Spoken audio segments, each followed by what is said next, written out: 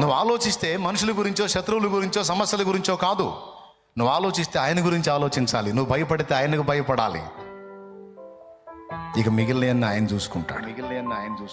నేనేదో ఈరోజు మాటలు చెప్తున్నానని కాదు, నేను నిజంగా ఆయన నమ్మాను, ఆయన నాకు తోడై ఉన్నాడు, ఇక నేను దేనికి భయపడాల్సిన అవసరం లేదని వాస్తులు లేదు, సిద్ధాంతాలు లేదు. అమావాస్య రోజు స్లాబ్ వేయించా.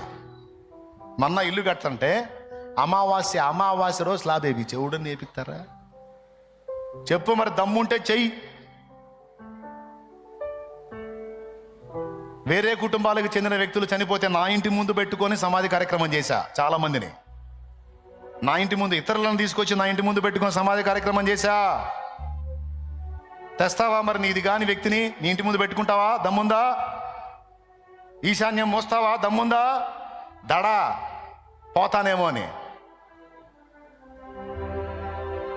చెప్పు. మరి వాస్తు మీరుతావా? మీరు చూపించా, ఆధారాలు ఉన్నాయి. భర్త చనిపోయిన విధవరాలు 3 రోజులు కూడా కాకుండా చనిపోయినటువంటి ఆమె భర్త చనిపోతే 3 రోజులు కూడా ఆమె 3 రోజులు కూడా గడవకుండా ఆమె నీ ఇంటికి రానిస్తావా? ఎంతోమంది ఆడపిల్లల్ని నా ఇంట్లో పెట్టుకున్నా, వాళ్ళని ఎవరు రానియకపోతే దేవునికి స్తోత్రం కలుగునుగాక. మరి ఏదే వేడి కాళ్ళమ్మా, రాకూడదమ్మా.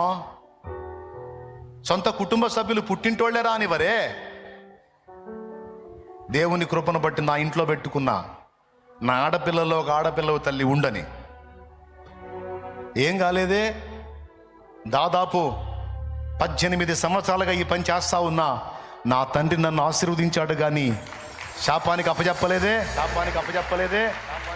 చెప్పు, ఎయ్యి నీ సిద్ధాంతాలు. విధవరాలు ఎదురొస్తే మా అమ్మ వెనక్కి పిలిచిది నన్ను, బాయ్ రారా అంటది.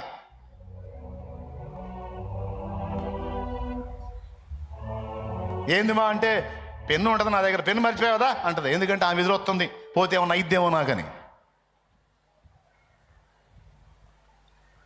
ఇప్పుడు మా అయ్య పోయాడు, మా అమ్మ కూడా విధవరాలే అయి ఉంది. మరి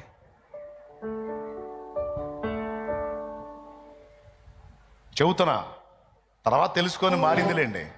అంటే సిద్ధాంతాలు అలాగ ఫాలో అయ్యి, ఆచారాలు ఫాలో అయ్యి ఏం జరిగిద్దో విధవరాలు మనిషి కాదా? ఇంకొక విచిత్రమైన మాట చెప్పనా? భర్త బతికున్న స్త్రీ పక్కన భర్త ఉంటాడు, భర్తను కోల్పోయిన విధవరాలి పక్కన దేవుడు ఉంటాడు. ఏది దీవెనకరమైందో, ఏది ఆశీర్వాదకరమైందో దాన్ని శాపంలాగా మనకు చూపించారు దిక్కుమాలిన శాస్త్రాలు కల్పించి. విధవరాన్ని చేర్చుకోవటం ఆశీర్వాదకరం.